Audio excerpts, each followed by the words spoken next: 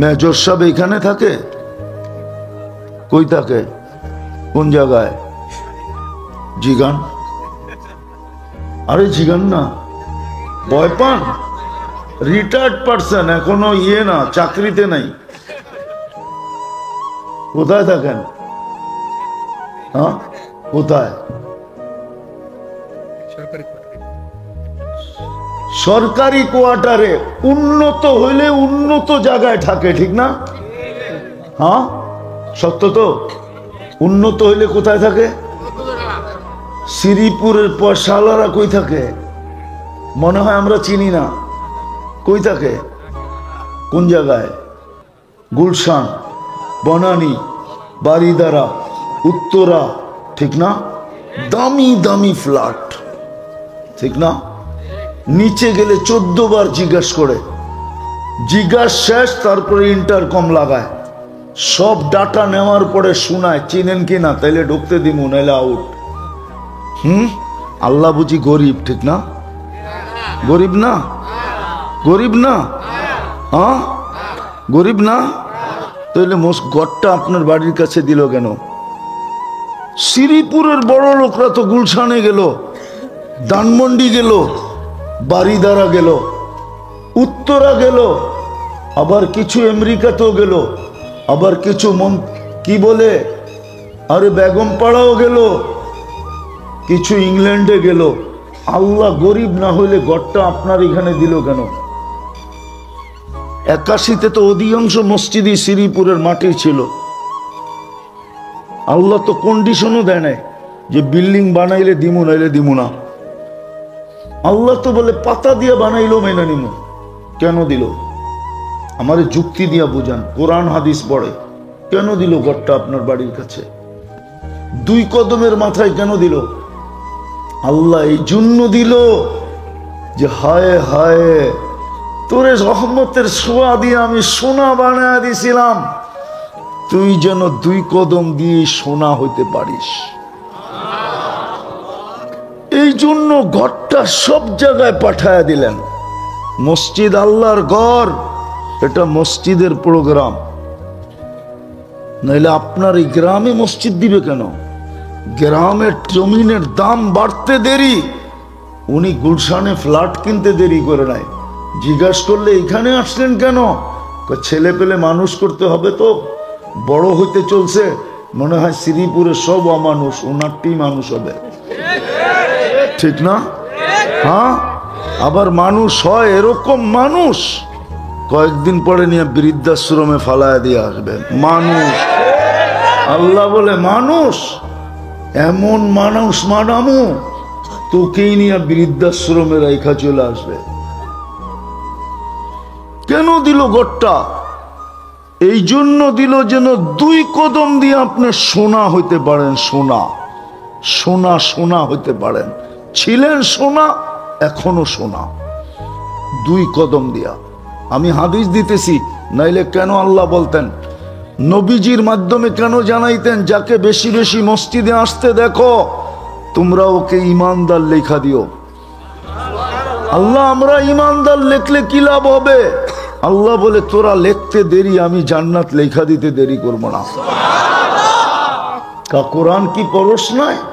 আমি তো ওদেরকে সাক্ষী হিসাবে দুনিয়াতে পাঠাইছি,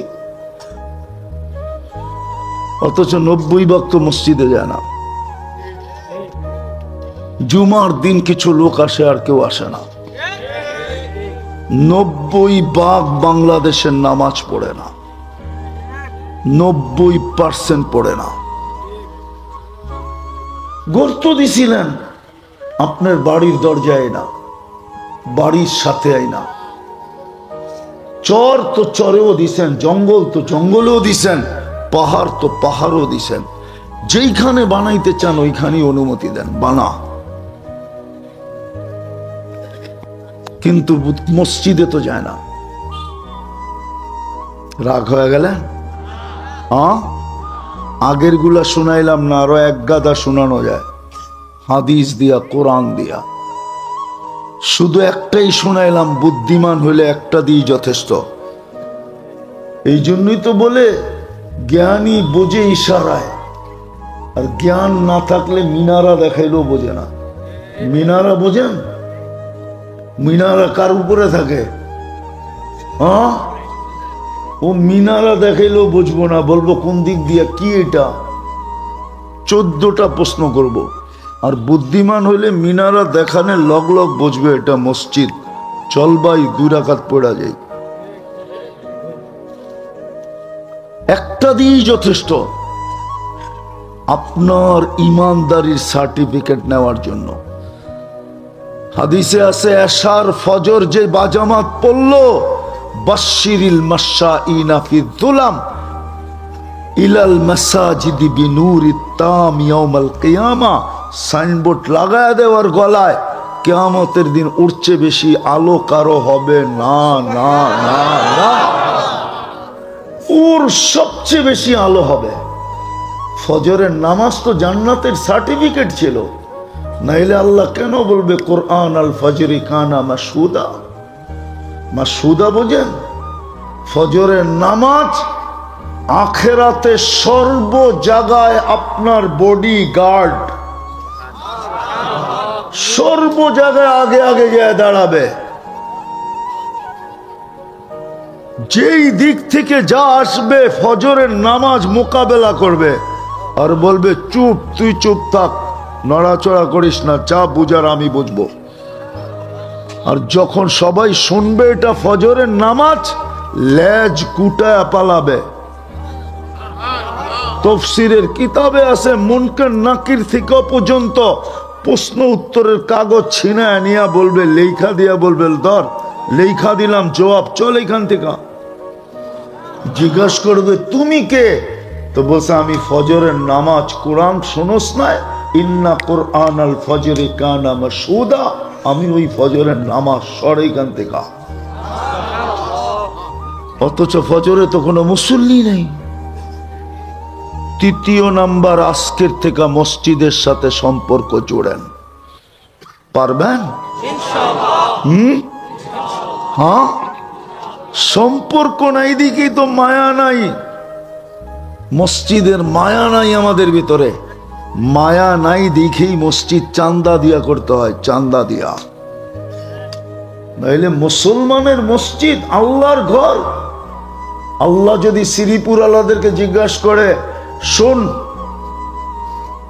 রাগ হয়ে যাবেন? হ্যাঁ, রাগ হয়ে যাবেন?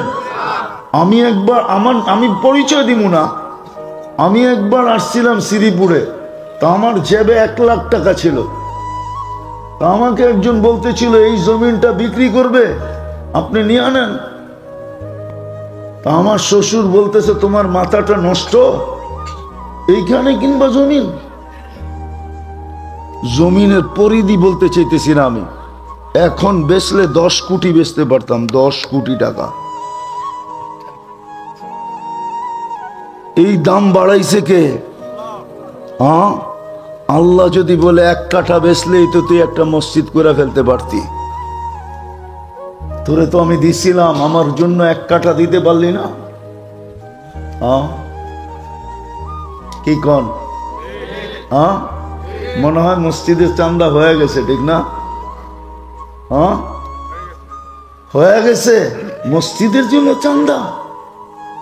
আল্লাহ যদি বলে অস্তিত্ব দিলাম আমি, 1 ফোঁটা পানির থেকে সাজাইলাম আমি, তোরে ব্যক্তিত্বের বিকাশ ঘটাইলাম আমি, ডেলি বাজেট বেচ করলাম আমি, সয় সম্পত্তি দিলাম তোকে আমি, আর তুই আমার ঘরের জন্য 1 কাঠা বেচা লাগায় দিতে পারস না? জবাব দে আমাকে, তারপরে আগে যাবি। কি আমি চান্দা করব না, বুঝানোর জন্য বলতেছি। উচিত ছিল যেখানে মসজিদ শব্দ উঠবে চতুর্দিকের মুসলমানের ভাঙ্গা পড়া, কেন একটা ইট লাগাইলো জান্নাতে একটা বাড়ি দিবে। মান বানা লিল্লাহি বাইতান বানাল্লাহু লাহু বাইতান ফিল জান্নাহ, চাই সেটা 1 কেজি বালু হোক, 1 কেজি সিমেন্ট হোক। হুমরি খেয়ে পড়া উচিত ছিল। মসজিদের উন্নয়নের জন্য চান্দা। মসজিদ তো উন্নয়ন হইল, বাংলাদেশের গ্রামের মসজিদগুলা দেখলে চোখে ধাঁধা লেগে যায়। তাকলাইগা যায়, যেমন টাইলস আবার এসিও। কিন্তু মুসল্লি নাই। মসজিদ তো চিৎকার দিতেছে, বদদোয়া দিতেছে। আপনি বলবেন মসজিদ আর কোরআন কি চিৎকার দেয়, কাঁদে? তো খেজুর গাছ কাঁদলো কি করে জিজ্ঞেস করেন ওনাদেরকে। খেজুর গাছ যদি কাঁদতে পারে তো মসজিদ কেন কাঁদতে পারবে না? এটা তো আল্লাহর ঘর। খেজুর গাছ যদি কাঁদতে পারে তো কোরআন কেন কাঁদতে পারবে না? কোরআন তো আল্লাহর কালাম। খেজুর গাছ কি কাঁদে না? জিজ্ঞাস করেন কাঁদছে কিনা। কোথায় আছে? বুখারী শরীফে আছে, যেটাতে পিঠ লাগায় জুমার দিন খুতবা দিতেন। মেম্বারে পা দিতে দেরি, কাঁদতে দেরি করে নাই। আসেন 3টা কাজ করি, পারবেন? ডেলি 2 বার, ডেলি 1 বার কোরআনটাকে, আজকের থেকে মসজিদের সাথে সম্পর্ক। পারবা যুবক? একটা জাদু তো দেখায় দিলা, আর একটা দেখায় দাও। একটা ম্যাজিক তো তোমরা 5 তারিখে দেখায় দিছো দুনিয়াকে। হ্যাঁ, পেন্টাগনেরও মাথা নষ্ট। তোমাগরে নিয়ে এখন রিচার্জ করতেছে পেন্টাগন। উনি পেন্টাগন চিনে, তোমরা চিনবা না পেন্টাগন। পেন্টাগনেরও মাথা নষ্ট। কি করলো এটা পোলাপান? তাও ছোট ছোট পোলাপান। এক জাদু দেখায় তো তোমরা দুনিয়াকে তাক লাগায় দিলা। কিন্তু মূল্যায়ন কতটুকু হবে না হবে এটা আমার বিষয় না। আল্লাহকে আরেকটা জাদু দেখায় দাও তোমরা। দুনিয়া কতক্ষণ তোমাদের আলোচনা করবে? আল্লাহ জীবন করবে। ইউবাহি বিহিমুল মালাইকা। আমি হাদিস দিলাম, তোমাদেরকে নিয়ে আল্লাহ গৌরব করবে ফেরেশতাদের উপরে। আজকের থেকে মসজিদটা বইরা দাও। আমার বিশ্বাস, আমার যুবকরা যদি দাঁড়াইলো তো আমার জাতি মসজিদ মুখী হইতে বাধ্য।